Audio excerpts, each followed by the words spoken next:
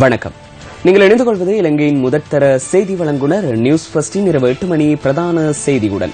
News first பிரதான கலையகத்திலிருந்து உங்களை சந்திக்கும் நான் சண்முகநாதன் வினோதர்ஷன். வணக்கம் கௌதமி. வணக்கம் வினோதர்ஷன். அனைவருக்கும் வணக்கம். சக்தி டிவி குளோபல் ஊடாக மோடு இணைந்திருக்கும் சர்வதேச நேயர்கள் அனைவரையும் சந்திப்பதில் மகிழ்ச்சி.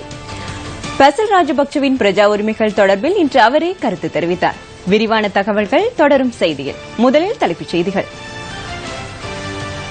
ஹம்பாந்தோட்டை அண்மித்த பகுதியில் 15,000 ஏக்கர் காணியில் சீனாவின் முதலீட்டில் தொழிற்பேட்டை. புதிய கட்சியின் தலைவர் யார்? මහින්ද රාජපක්ෂ තමයි අපේ හදවතේ නායකයන්. ඔබතුමන්ලා බලෙන්ද එක්ම දාගන්න හදන්නේ. බලෙන් හරි දාගන්න. புதிய கட்சி தொடர்பில் சுதந்திர கட்சியின் உறுப்பினர்கள் கருத்து. மாலைத்தீவில் உள்ள சுற்றுலா ஹோட்டல்களுக்கு இலங்கை பெண்களை விலை மாதர்களாக அனுப்பியமை தொடர்பான தகவல்கள் அம்பலம்.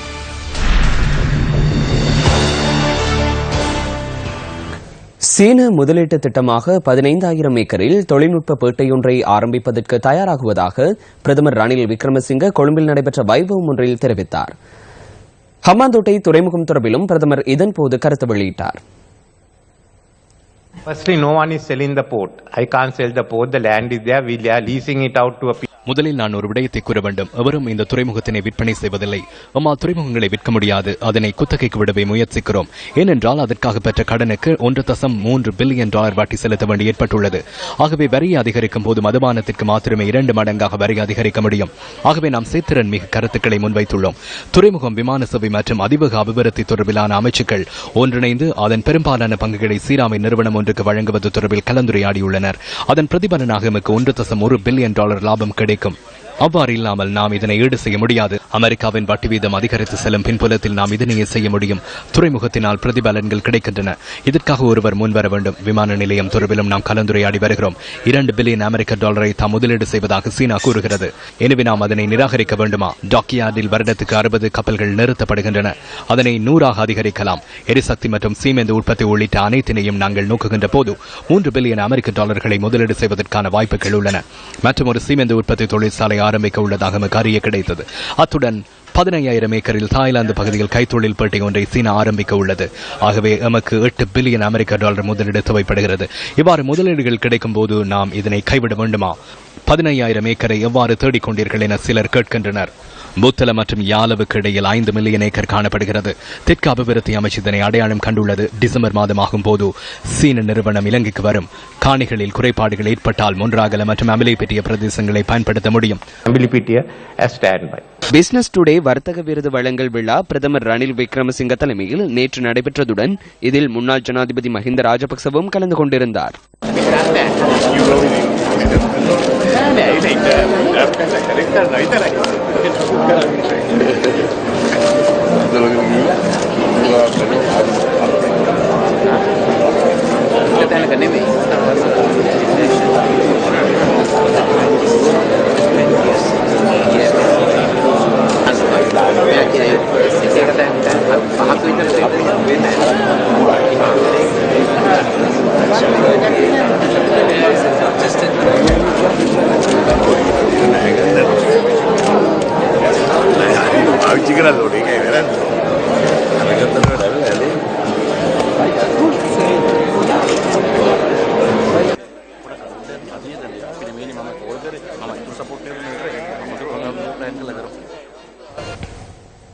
இன்று பாராளுமன்றத்தில் கருத்து தெரிவித்த பாராளுமன்ற உறுப்பினர் மஹிந்த ஆனந்த அலுத்கமகே.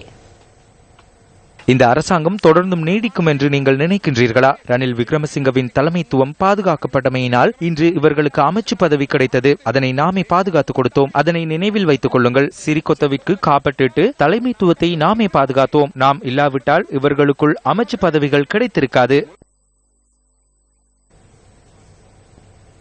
வரவு செலவு திட்டம் தொடர்பிலான விவாதத்தின் 5ஆம் நாள் இன்றாகும். இன்றைய விவாதத்தின் போது தெரிவிக்கப்பட்ட கருத்துக்கள் சில அடுத்து.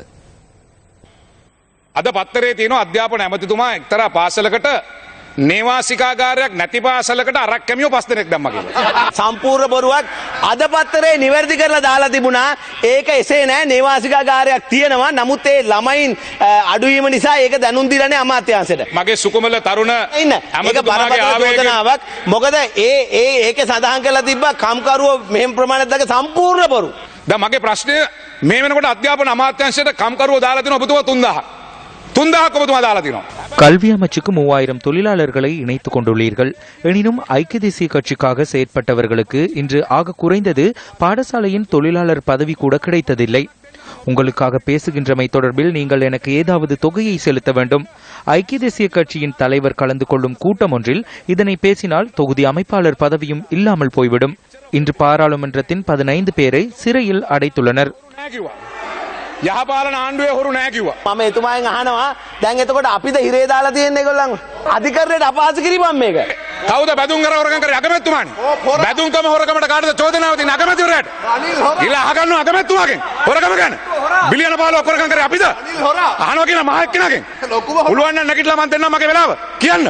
කරපු හොරකම් මොනවද කියලා. ඔබතුමාට මතකද මම පොන්චි පාසල් යන කාලේ ඔබතුමා කුලියපිටියට ආවා. உங்களுக்கு நினைவிருக்கின்றதா? நான் சிறுவயதில் பாடசாலை செல்லும் போது நீங்கள் குளியாப்பிட்டியவுக்கு வந்தீர்கள். சேல்ஸ் ரெப்பாக நீங்கள் எமது கடைக்கு வந்தீர்கள். சுசுகி மோட்டார் சைக்கிளில் ஜாக்கெட் ஒன்றை போட்டுக்கொண்டு எமது கடைக்கு வந்தது நினைவுள்ளதா? அவ்வாறு இருந்த நீங்கள் எவ்வாறு இந்த அளவுக்கு செல்வந்தராக மாறினீர்கள்? මම විධායක නිලධාරියෙක් හැටියට මම වැඩ කරා. මම රෙප් කෙනෙක් හැටියට වැඩ කරා. විධායක නිලධාරියෙක් හැටියට වැඩ කරා මම. මම නෑ කියන්නේ. ඉතින් මොකක්ද ඒක වැරද්ද? අගමැතිතුමා වැරදිකාරුවෙක් කරලා කොහෙවත් පෙන්නලා නැහැ. අගමැතිතුමා නම් කරන එක වැරදි. ඒක අගමැතිතුමා අද අල්ලස් දූෂණ பிரதமர் முறிகள் விநியோக சம்பவத்திற்கு பொறுப்பு கூற வேண்டும் என லஞ்ச ஊழல் விசாரணை ஆணைக்குழுவில் முறைப்பாடு செய்யப்பட்டுள்ளது. ஆகவே பிரதமர் தவறு இழைக்கவில்லை என்றால் அதனை உறுதிப்படுத்தலாம். எனினும் அவருக்கு எதிராக முறைப்பாடு ஒன்று செய்யப்பட்டுள்ளது. වාර්තාවත් උසාවියවත් කොහෙවත් අගමැතිතුමා බැඳුම් කර ඩීල් එකට වැරදිකරුවෙක් කරන්න එහෙම තියෙද්දි මෙතුමා අගමැතිතුමාව නම් කරන එක වැරදියක ඉල්ලාස් කරගන්න කියන්නේ. එක්සත් ජාතික පක්ෂයේ මන්තුමාලා කියනවා අගමැතිතුමාට චෝදනාවක් නැහැ කියලා. ඔබතුමාලා එහෙම කියන එක පිළිගන්නවා. හැබැයි අද රටම කියනවා බැඳුම් කරේ පිටිපස්සේ ඉන්නේ රනිල් වික්‍රමසිංහ අගමැතිතුමා කියලා. ආයෙ ඔයිට අනේ මොනවද කතා කරන්නේ? මුලස්ස ජාතික පක්ෂයේ මම දකිනවා අගමැතිතුමා වෙනුවෙන් කෑ ගහනකොට මේ පැත්තට ඇවිල්ලා කතා කරා. මම දැක්ක අර පැත්තෙන් අගමැතිතුමා කිව්වා මගේ නම කිව්වොත් කෑ ගහන්න කියලා. ඉතින් ඔබතුමාලා එහෙම කෑ ගහන එක ගැන මගේ තරහක් නැහැ. මොකද ඔබතුමාලා එළියට ආපුවම කියනවා අපි කෑ ගැහුවේ නැත්නම් අපිට බේරෙන්න බෑ. මරිකාර් මන්තුමා එහෙම අපිට කියනවා. ඉතින් ඒකේ ප්‍රශ්නයක් නැහැ. ඉතින් ඒගොල්ලෝ තින්නේ බයි. බැලන්ස් කරන්න කියලා බැලන්ස් කරගන්න කෑ ගහනවා කියලා ඔප්පු කරන්න කියන්නේ. வடக்கு கிழக்கில் மீள்குடியேற்றம் தொடர்பான விடயங்கள் குறித்து எதிர்க்கட்சித் தலைவர் இரா சம்பந்தன் பாராளுமன்றத்தில் இன்று கருத்து வெளியிட்டார். யுத்தத்துக்கு முன்பும் பின்னரும் மீள்குடியேற்றம் என்பது புறக்கணிக்கப்பட்ட ஒன்றாகவே காணப்படுகின்றது. யாழ்ப்பாணம், மன்னார், வவுனியா, கிளிநொச்சி, முல்லைத்தீவு, திருகோணமலை, மட்டக்களப்பு மற்றும் அம்பாறை உள்ளிட்ட முழு வடக்கு கிழக்கிலும் இடம்பெயர்ந்தவர்கள் அனைவரும் மீள்குடியமர்த்தப்பட வேண்டியது அவசியமாகும். புனர்வாழ்வு, சொந்த நிலத்தில் விவசாயம் உள்ளிட்ட வாழ்வாதாரம், மீன்பிடி, கால்நடை அபிவிருத்தி என்பன 2017ஆம் ஆண்டில் நிறைவேற்றப்பட வேண்டும். இந்த மக்களின் இழப்புகள் மற்றும் துன்பங்கள் என்பன தொடர்ச்சியான ஒன்றாக இருக்க முடியாது. இந்த அரசாங்கம் வடக்கு கிழக்கில் ஒரு விரிவான திட்டத்தை உருவாக்க வேண்டும் என்பதோடு மக்களால் தெரிவு செய்யப்பட்ட பிரதிநிதிகளோடு இந்த அரசாங்கம் வேலை செய்ய வேண்டும் என நினைக்கின்றேன். எனது கட்சியை சேர்ந்த 16 உறுப்பினர்களோடு இணைந்து அந்த பணியை செய்ய முடியும். இவை அனைத்தும் விரைவில் நடக்க வேண்டும் என நாம் வலியுறுத்துகின்றோம். பாராளுமன்றத்தில் தமிழில் தெரிவிக்கப்பட்ட சில கருத்துக்கள் அடுத்து. ஆரம்ப காலத்தில் பொங்கலுக்கு தமிழீழம் மலரும் என்றார்கள். அடுத்த மே தினம் சுதந்திர ஈழத்தில் நடக்கும் என்றார்கள். 2016ஆம் ஆண்டு நடுப்பகுதியில் தீர்வு கிடைக்கும் என்றார்கள். பின்பு 2016 கடைசி என்றார்கள். அதன் பின்பு கணிப்பு என்றார்கள். தற்போது 2017 தீபாவளி என்கின்றார்கள். இந்த கடைகளுக்கு முன்னால் அறிவிப்பு பலகைகள் வைத்திருப்பது போல இன்று கடன் இல்லை என்ற அறிவிப்பு பலகைகள் போல இவர்கள் இதை அறிவித்துக் கொண்டிருக்கின்றார்கள். உண்மையாக விருப்பம் இருக்குமாக இருந்தால் இந்த 100 நாள் வேலை திட்டத்தில் இவர்கள் இந்த பிரச்சனையை தீர்த்திருக்க வேண்டும் என்பதுதான் எங்களுடைய எண்ணமாக நிலைப்பாடாக இருக்கின்றது. ஏனென்று சொன்னால் எந்த அரசு ஆட்சிக்கு வந்தாலும் முதல் 6 மாதங்கள் அல்லது ஒரு வருடத்திற்குள் புதிய நீடித்த பிரச்சனைகளை தீர்க்காவிட்டால் அது ஆரிய கஞ்சி பழங்கஞ்சி ஆகிவிடும். ஏனென்று சொன்னால் அரசிற்கு புதிய புதிய பிரச்சனைகள் வந்திருக்கும். அந்த வகையில் அந்த அரசியல் பலம் பெற்றிருப்பவர்கள் அந்த 100 நாட்களில் அந்த பிரச்சனையை தீர்த்திருக்க வேண்டும். ஆனால் அவர்களுக்கு அந்த தீர்க்கின்ற விருப்பமோ அக்கறையோ இருப்பதாக தெரியவில்லை. இலங்கையின் பொருளாதார முதலீட்டில் முக்கிய பங்கினை வைத்து வரும் பெருந்தோட்ட மலைய மக்களுக்கு கடந்த வரவு செலவு திட்டங்களில் பல்வேறு அபிவிருத்தி திட்டங்கள், வீடமைப்பு திட்டங்கள் என்பன முன்மொழியப்பட்டிருந்தாலும் அந்த வேலை திட்டங்கள் முழுமையாக நடைபெறப்படவில்லை. நல்லாட்சியின் ஏற்படுத்துவதற்கு ஒத்துழைத்த மலையக மக்கள் மீது கடந்த கால அரசாங்கத்தை விடவும் தற்போதைய அரசாங்கம் அதிகமாக கரிசனை கொண்டுள்ளது. ஊழல், மோசடிகள் மற்றும் அனாவசிய செலவுகள் காரணமாக எமது நாட்டின் கடன்கள் அதிகரித்த நிலையில் அதனை சரி செய்யும் பொறுப்பு இந்த அரசாங்கத்துக்கு உண்டு. கடந்த அரசாங்கத்தில் பெறப்பட்ட கடன்களை அடைப்பதற்காக பல்வேறு சவால்களை எதிர்கொள்ள வேண்டியுள்ளது. பெருந்தோட்டத்துறையின் வருவாயின் உயர்த்துவதன் மூலமே தொழிலாளர்களின் சம்பள உயர்வு தொடர்பில் கவனம் செலுத்த முடியும். கடந்த 1.5 வருடமாக சம்பள பேச்சுவார்த்தை இழுபறி நிலையில் இருந்தமைக்கு குறித்த தொழிற்சங்கத்தின் சுயநல அரசியல் காரணமாக அமைந்ததோடு பெருந்தோட்டத்துறை நட்டத்தில் இயங்குவதாகவும் சொல்லப்பட்டது. எனவே இந்த தொடர்பில் அரசாங்கம் எடுத்திருக்கும் இந்த நடவடிக்கை மகிழ்ச்சியாக உள்ளது. பெருந்தோட்ட பகுதியில் வாழும் மக்கள் தங்களுக்கென சொந்தமான காணி இல்லாத காணி உரிமை அற்றவர்களாக இருந்து வந்துள்ளன. லைன்களில் வசித்து வரும் ஒவ்வொரு குடும்பத்துக்கும் தெளிவான உரித்துடன் 7% காணியை வழங்குவதற்கு இந்த அரசாங்கம் நடவடிக்கை எடுத்து மகிழ்ச்சி அடைகின்றோம். ஹட்டன் மல்லிகைப்பூ சந்தையில் தோட்ட தொழிலாளர்களால் எதிர்ப்பு பேரணி ஒன்று முன்னெடுக்கப்பட்டது. இதனை இலங்கை தொழிலாளர் காங்கிரஸ் ஏற்பாடு செய்திருந்தது. உற்பத்தி கொடுப்பனவாக 140 ரூபாய் சீரான முறையில் வழங்கப்படாமைக்கு எதிர்ப்பு தெரிவித்து இன்று ஆர்ப்பாட்டம் முன்னெடுக்கப்பட்டது. தோட்டத்துறைமார்கள் இன்னைக்கு மக்கள் மத்தியில பிரச்சாரம் செய்து நாங்க ஏதோ 18 கிலோவுக்கு ஒத்துக்கிட்டதா பொய்யான விடயத்தை கிளப்பி இருக்காங்க. கிலோ கணக்கு எப்படி நியமிக்கிறதுனா 3 பேர் சேரணும். தோட்ட தலைவர், தோட்ட மாதர் சங்க தலைவி, தோட்டத்துறை 3 பேரும் சேர்ந்து கொழுந்து எப்படி இருக்கோ அந்த கிழமைக்கு அதை மலையில பார்த்து தான் தீர்மானிக்கணும். 18 கிலோ 20 கிலோ பறிக்கிறதா நாங்க ஒத்துக்கல. ஒத்துக்கொண்டதா சொல்லப்பட்டிருக்குது. சில தோட்டத்துறைமார் அதுக்காக நோட்டீஸ் அடிச்சு வச்சிருக்காங்க. நூற்றுக்கணக்கான தோட்ட தொழிலாளர்கள் கலந்து கொண்ட இந்த எதிர்ப்பு பேரணியில் இலங்கை தொழிலாளர் காங்கிரசின் பொதுச் செயலாளர் ஆறுமுகன் தொண்டமான் மற்றும் கட்சி உறுப்பினர்களும் கலந்து கொண்டனர். வாழ்வாதாரம் என்பது எமது சம்பளத்திலேயே நாங்கள் தீர்மானிக்கின்றோம். இந்த சம்பள கூட்டு ஒப்பந்தத்தின்படி கூறியவாறு கம்பெனிகள், தோட்டத்துறைமார்கள் நடப்பதில்லை என்பதுதான் இன்றைய இந்த போராட்டம். ஆகவே இந்த கூட்டு ஒப்பந்தத்தின்படி 18 கிலோ ராத்தல் கேட்பது தவறு. 14 கிலோ எடுத்தாலும் அவர்களுக்கு பெயர் கொடுக்க வேண்டும். நிர்வாகம் சொல்லுது 18 கிலோ எடுத்தால்தான் 140 ரூபாய் தருவோம். கூட்டு ஒப்பந்தத்துக்கு அந்த மாதிரி சட்டம் ஒன்றும் பண்ணல. 18 கிலோ எடுக்கணுமே எங்களுக்கு எங்களுக்கு ஒப்பந்தம் பண்ணல. சொல்றாரு 20 கிலோ இல்லாட்டி போனா எங்களுக்கு 140 ரூபாய் கிடைக்காது அப்படிங்கறது சொல்றாரு. இவ எங்களுக்கு 17 கிலோவுக்கு மேல எங்களுக்கு 1 கிலோ கூட எடுக்கலாதுங்க. 25 ரூபாய் தாரங்கிறாங்க ஓவர் கிலோஸ்க்கு. இது அரசாங்கத்துக்கு தான் லாபம், எங்களுக்கு ஒரு லாபம் இல்லைங்க தரங்க.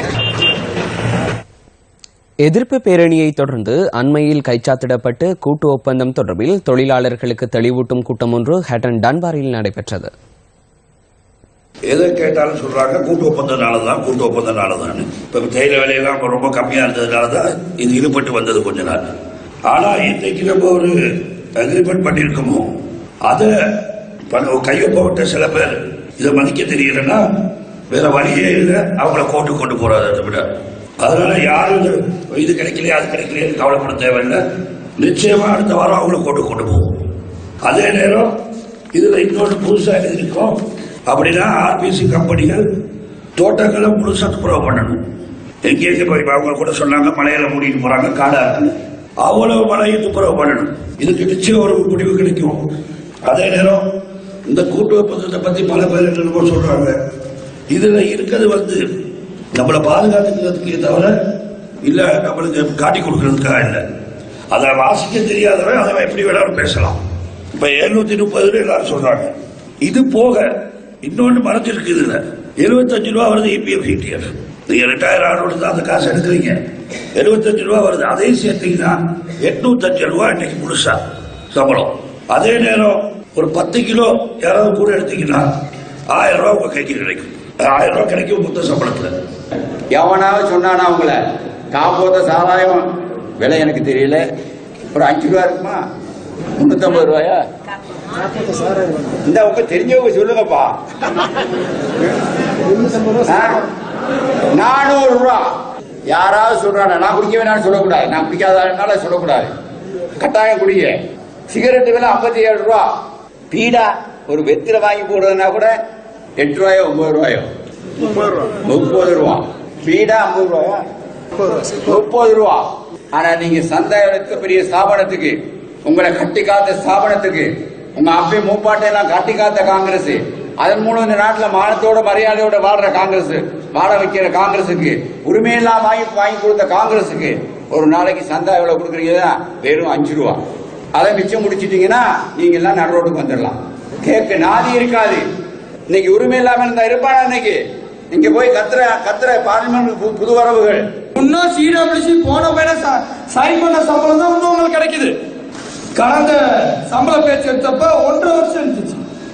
கேட்டா 2 பேர் சொல்றாங்க சிடபிள்யூசி காட்டி கொடுத்துருச்சு. அப்புறம் எதுக்கு சிடபிள்யூசியோட சேர்ந்து சைன் பண்ற எல்ஜேடபிள்யூ யூஎன்பி கட்சியோட சேர்ந்த தொழிற்சங்கம், அதோட தலைவர் வந்து இன்னைக்கு இந்த நாட்டோட பிரதமர். அப்புறம் எதுக்கு பிரதம மந்திரிகளே நீங்க அமைச்சராக இருக்கிறீங்க? 1000 ரூபாய் வாங்கி கொடுத்துருந்தா தெரியுமா சொல்லியிருப்பாங்க. நாங்க 1200 ரூபாய் வாங்கி கொடுக்கணும் இருந்தா சிடபிள்யூசி தான் 1000 ரூபாய் வாங்கி. ஐக்கிய தேசிய கட்சிக்கு பெரும்பாலான வாக்குகள் இல்லாதனால ஸ்ரீலங்கா சுதந்திர கட்சியோட ஆதரவு தேவைப்படுச்சா இல்லையா? ஸ்ரீலங்கா சுதந்திர கட்சிக்கு ஆதரவுக்கு யாரு வாக்கு கொடுத்திருக்கா? ஸ்ரீலங்கா சுதந்திர கட்சிக்கு யாரு? இலங்கை தொழிலாளர் காங்கிரசும் நீங்களும் வாக்கு கொடுத்திருக்கீங்க. இன்னைக்கு அவன் அமைச்சர் அந்த நாக்காளியில் உட்கார்ந்து இருக்கிறது கூட காங்கிரஸ் போட்ட பிச்சை தான். புதிய அரசியலமைப்பு தொடர்பில் பாராளுமன்றத்தில் சபை முதல்வர் இன்று கருத்து தெரிவித்தார். அரசியலமைப்பினை தயாரிக்கும் நடவடிக்கைகளுள் பெரும்பாலானவை வெற்றி அளித்துள்ளன. அடுத்த வருடத்துக்குள் இந்த அரசியலமைப்பை நிறைவேற்றி மக்கள் வாக்கெடுப்புக்கான அனுமதியை பெற்றுக்கொள்ள முடியும் என்றால் எமது எதிர்கால அபிவிருத்திக்கு பாரிய காரணியாக இது அமையும் என்று நான் எண்ணுகின்றேன். நாடு தொடர்பில் சிந்தித்து எமக்கு ஒத்துழைப்பு வழங்குமாறு முன்னாள் ஜனாதிபதியிடம் நான் வேண்டுகோள் விடுக்கின்றேன். இலங்கை பொதுஜன முன்னணியின் முதலாவது ஊடகவியலாளர் சந்திப்பு பத்திரமுல்லவில் உள்ள கட்சி அலுவலகத்தில் நடைபெற்றது. முன்னாள் அமைச்சர் பசில் ராஜபக்ச புதிய கட்சியின் முதல் உறுப்பினர் ஆவார். මට තාමත් අනුතුරක් නැහැ ඉතින් ඒක හෙට අනිද්දාපත් හම්බෙයි. ඔබතුමා හින්දා තමයි මහින්ද රාජපක්ෂතුමා පෙරදුනේ එහෙම නැත්නම් ජනාධිපතිවරණය පෙරදුනේ කියන චෝදනාව ඍජුවම ඔබතුමාට එල්ලනවා. 2005 ඉඳලා හැම ජයග්‍රහණයකම පිටිපස්සේ මම හිටියා. 2005ஆம் ஆண்டு முதல் அனைத்து வெற்றிகளின் பின்னணியிலும் நான் இருந்தேன். எனினும் அவற்றின் பொறுப்பை நான் ஏற்கவில்லை. தோல்வியடைந்த சந்தர்ப்பத்தில் அந்த பொறுப்பை ஏற்றேன். தாழ்மையுடன் அந்த பொறுப்பை தற்போது நான் ஏற்றுக்கொள்கின்றேன். தப்பிச் செல்லவில்லை. அமெரிக்க பிரஜை என்ற ரீதியில் நான் இலங்கைக்கு வந்த சந்தர்ப்பத்தில் மஹிந்த ராஜபக்ச அரசியலில் இருந்து விலகுவதற்கு தீர்மானித்ததை யாவரும் அறிவர். மஹிந்த ராஜபக்சவுடனேயே நான் அரசியலில் ஈடுபடுவேன். දේශපාලනය කරන්නේ මහින්ද රාජපක්ෂ ජනාධිපතිතුමා එක්ක විතරයි. පක්ෂ අනුරකට චෝදනාව තමයි මේ හරහා කරන්නේ එක්සත් ජාතික පක්ෂයේ ජයග්‍රහණය කරා පාර කපන එක. ඇත්තට වෙන්නේ ශ්‍රී ලංකා නිදහස් පක්ෂය දෙක බෙදෙන එක නේද මේ හරහා? නෑ දැන් එක්සත් ජාතික පක්ෂයේ ජයග්‍රහණය කරවලා තියෙන කවුද? இல்லை, ஐக்கிய தேசிய கட்சியை வெற்றியடைச் செய்வது யார்? නෑනේ 113ක්. දැන් 113ට 150ක් පන්නලා දීලා තියෙන කවුද? අපිද? මහින්ද රාජපක්ෂ මහත්තයා ඒද පක්ෂෙට? ඔව්. අද හවස් වෙද්දී දැන් නෑ දැන් මේ ඒක දැන් ජනතාව ඔව් අපේ පරමාදර්ශය එතුමා අපේ දර්ශනය එතුමා පක්ෂේ ලාජි පක්ෂ නාදිනා පිටුර දිනා මහින්ද රාජපක්ෂ ඔව් එහෙම තමයි මහින්ද රාජපක්ෂ තමයි අපේ හදවතේ නායකයා. ඔබ පිළිගන්නේ නැහැ තාම නායකයෙක් කියලා. එතුමා ඉතින් අපි පිළිගන්නවා. ඔබතුමාලා බලෙන්ද එතුමාව දාගන්න හදන්නේ? බලෙන් හරි දාගන්නවා. வெளிவிவகார அமைச்சர் மற்றும் பிரதி அமைச்சர் ஆகியோர் சில விடயங்களில் ஒரே நிலைப்பாட்டில் காணப்படவில்லை என இன்று நடைபெற்ற சில ஊடகவியலாளர் சந்திப்புகளில் சிவில் மற்றும் அரசியல் செயற்பாட்டாளர்கள் குற்றம் சாட்டினார்கள். அமெரிக்காவில் ஏற்பட்ட புதிய அரசியல் மாற்றத்தினூடாக இலங்கைக்கு புதிய வாய்ப்பொன்று உருவாகுவதாக வெளிவிவகார பிரதி அமைச்சர் கலாநிதி அர்ஷடி சில்வா லங்காதீப பத்திரிகைக்கு இன்று கூறியுள்ளார். அதன் பயனை எதிர்காலத்தில் பெற்றுக்கொள்ள முடியும் என அவர் சுட்டிக்காட்டுகின்றார். அமெரிக்காவின் புதிய அரசியல் மாற்றத்தை அடுத்து பாரா பசிபிக் உடன்படிக்கை ரத்து செய்யப்பட்டு அதற்கு பதிலாக புதிய திட்டம் ஒன்று உருவாக்கப்படுதல் இலங்கைக்கு பயனுள்ளதாக அமையும் என்பது பிரதி அமைச்சரின் கருத்தாகும். எவ்வாறாயினும் அமெரிக்க ஜனாதிபதி தேர்தல் முடிவுக்கு மாறான முடிவொன்றை தாம் தனிப்பட்ட ரீதியில் எதிர்பார்த்ததாக வெளிவிவகார அமைச்சர் மங்கள சமரவீர கடந்த 15ஆம் திகதி டெய்லி மிரர் பத்திரிகைக்கு கூறியிருந்தார். நீண்டகால அரசியல் அனுபவத்தை கொண்ட லிபரல் கருத்துடைய ஒருவர் ஒருவர் என்ற ரீதியில் தாம் மாறுபட்ட முடிவொன்றை எதிர்பார்த்ததாக மங்கள சமரவீர சுட்டிக்காட்டியிருந்தார். நமது நாட்டின் சர்வதேச கொள்கை இவர்கள் இருவரின் கருத்துக்களினூடாக புலப்படுகிறது. நாடொன்றிற்கு சர்வதேச கொள்கை ஒன்று உள்ளது. தமது கருத்தை வெளியிடுவதற்கு முன்னர் வெளிவிவகார அமைச்சருடன் கலந்துரையாடியே அந்த கருத்தை தெரிவிக்க வேண்டும். வெளிவிவகார அமைச்சர் கூட்டமைப்பு என்றதால் அவர் ஒரு விடயத்தை கூறுகிறார். வெளிவிவகார பிரதி அமைச்சர் ஐக்கிய தேசிய கட்சி என்பதால் அவர் மற்றும் ஒரு கருத்தை கூறுகிறார். அவ்வாறெனின் 2 கட்சிகளில் 2 கொள்கைகள். இதனூடாக அமைச்சரவையின் ஒற்றுமையின்மை புலப்படுகின்றது. மாறுபட்ட கருத்துக்கள் ஸ்ரீலங்கா சுதந்திர கட்சி மற்றும் ஐக்கிய தேசிய கட்சியின் கொள்கைகள் அமைச்சரவைக்குள் மோதுவதோடு மங்கள சமரவீர மற்றும் அர்ஷவுக்கு இடையிலும் கருத்து முரண்பாடுகள் காணப்படுகின்றன. மன்னார் தாழ்வுபாடு மீனவர்களின் வலைகளை இந்திய நாட்டு படகு மீனவர்கள் களவாடியமையை கண்டித்து இன்று மீனவர்கள் எவரும் தொழிலுக்கு செல்லவில்லை. சுமார் 800 மீனவ குடும்பங்களை சேர்ந்த 3000க்கும் மேற்பட்ட மீனவர்கள் தாழ்வுபாடு கிராமத்தில் வசித்து வருவதுடன் நாளாந்தம் இந்திய நாட்டு படகு மீனவர்களால் தாம் பாரிய இன்னல்களை எதிர்கொள்வதாக சுட்டிக்காட்டுகின்றனர். 14ஆம் தேதி இரவு நாங்கள் எங்களால் விடப்பட்ட வலைகள் 15ஆம் தேதி காலையில் நாங்கள் போய் சென்று பார்த்த பொழுது இந்தியாவிலிருந்து வந்த வர்த்தகர்களால் களவாடப்பட்டு கொண்டு செல்லப்படுகின்றதை எங்கள் கண் முன்னால் நாங்கள் பார்த்துக்கிட்டு இருந்தாங்க. அவங்களோட வர்த்தகர்கள் கிடந்த வர்த்தகர்கள்ட்ட எங்களோட வலைகளை சிலதுகளை மீட்க போன இடத்துல அதுகளும் மீட்கலாமல் அவங்க அதுக்குள்ள போயிட்டு 800 வலை கிட்ட எங்களுக்கு தொலைஞ்சு போயிருக்கு. 800 வலையின் பெறுமதி கிட்டத்தட்ட 35 தொடக்கம் 40 லட்சம் ரூபாய்க்கு பெருமையாகும். தினமும் எமது மீனவர்கள் தொழிலுக்கு செல்லும் போது அந்த வலைகள் இந்தியா வர்த்தகர்களால் அள்ளப்பட்டு தினமும் களவாடப்படுகின்றது. இதுபோன்று பலமுறை நாங்கள் எங்களுடைய பெரிய அதிகாரிகள் மற்றும் எல்லோரும் சென்று சொல்ல போது எங்களுக்கு இதுவரை எதுவித உதவியும் கிடைக்கவில்லை. அது மட்டுமல்ல இந்தியாவில் வருகின்ற பெரிய இழுவை படகும் அவ்வளவு வலைகளையும் அள்ளிக்கொண்டு போகின்றார்கள். இதனால் பல வலைகள் சேதமடைந்து 1-2 வலை தான் திரும்பி கிடைக்குது. தாழ்வுபாடு மீனவர்களின் இந்த பிரச்சினை தொடர்பில் கடற்தொழில் திணைக்களத்தின் மன்னார் மாவட்ட அலுவலகத்திடம் நாம் வினவினோம். 14 மீனவர்கள் இது தொடர்பான முறைப்பாடுகளை முன்வைத்துள்ளதாகவும் மீனவர்களுக்கு வலைகளை பெற்றுக் கொடுப்பது தொடர்பில் ராமேஸ்வரம் நாட்டு படகு மீனவ சங்கத்துடன் கலந்துரையாடியுள்ளதாகவும் கூறினர். மக்கள் சக்தி மக்களணி ஊடாக முன்னெடுக்கப்பட்ட சில திட்டங்கள் மக்களிடம் இன்று கையளிக்கப்பட்டன. காலி நெலுவ தெல்லவ கிராமத்திற்குள் பிரவேசிக்கும் வீதியில் பாலம் ஒன்றை நிர்மாணிப்பதற்கான தேவை நீண்ட காலமாக காணப்பட்டது. மக்களின் எதிர்பார்ப்பை நிறைவேற்றி இன்றைய தினம் பாலம் திறந்து வைக்கப்பட்டது. இதற்காக ஏற்றுமதி கடன் காப்புறுதி கூட்டுத்தாபனம் மக்கள் சக்தி அணியுடன் ஒன்றிணைந்தது. அத்துடன் மரநடுகை திட்டமும் இங்கு முன்னெடுக்கப்பட்டது. இதேவேளை அனுராதபுரம் ரம்பேவ கெதேரத்மலே பிரதிபாலோக ஆரம்ப பாடசாலையின் கட்டடம் இன்று திறந்து வைக்கப்பட்டது. வர்த்தகர் அஜித் விஜயதுங்க இந்த திட்டத்திற்கு ஒத்துழைப்பு வழங்கினார்.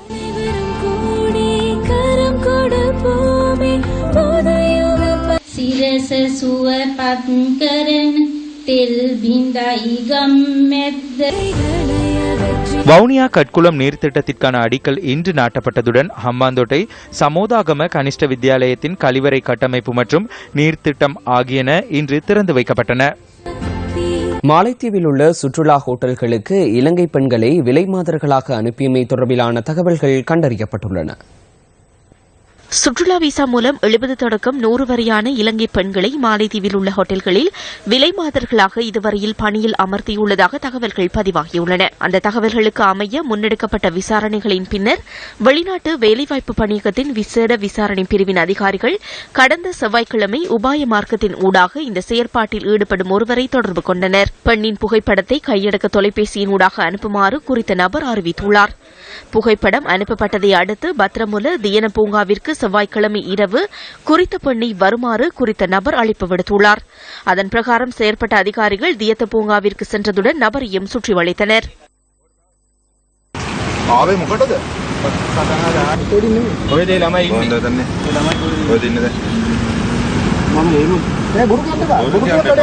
அந்த சந்தர்ப்பத்தில் குறித்த நபர் கூறிய தகவல்களுக்கு அமைய பத்ரமுலையில் அமைந்துள்ள சுற்றுலா விடுதி ஒன்றுக்கு சென்று விசாரணை குழுவினர் அதன் உரிமையாளரை கைது செய்தனர்.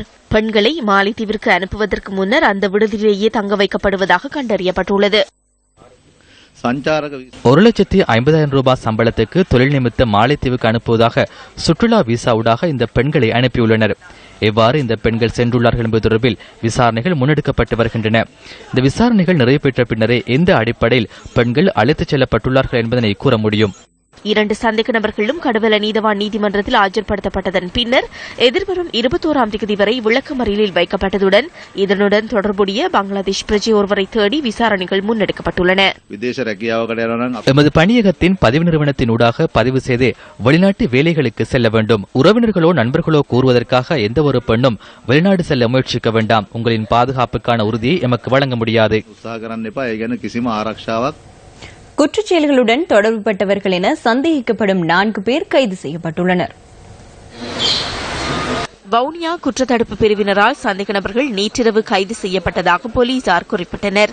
சந்தேக நபர்களை தடுத்து வைத்து விசாரணை செய்வதற்கான நீதிமன்ற உத்தரவை பெறுவதற்கு பாதுகாப்பு அமைச்சுக்கு அறிவிக்கப்பட்டுள்ளதாகவும் வவுனியா போலீசார் தெரிவித்தனர். யாழ்ப்பாணம், கிளிநொச்சி, செட்டிக்குளம் மற்றும் புளியங்குளம் பகுதிகளைச் சேர்ந்தவர்களே கைது செய்யப்பட்டுள்ளனர். விசாரணைகளை அடுத்து சந்தேக நபர்கள் நீதிமன்றத்தில் ஆஜர்படுத்தப்படுவார்கள் எனவும் போலீசார் கூறினர். வவுனியா குற்றத்தடுப்பு பிரிவினர் மேலதிக விசாரணைகளை மேற்கொண்டு வருகின்றனர். ஸ்போர்ட்ஸ் ரவுண்ட் அப் அடுத்து.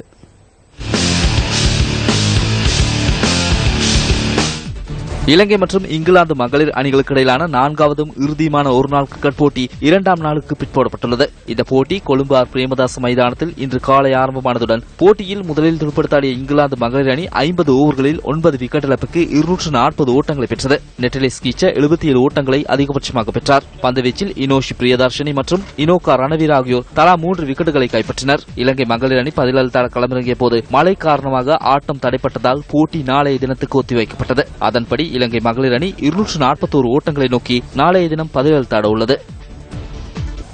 இத்துடன் நியூஸ் ஃபர்ஸ்டின் இரவு 8 மணி பிரதான செய்தி அறிக்கை நிறைவடைகின்றது. வணக்கம்.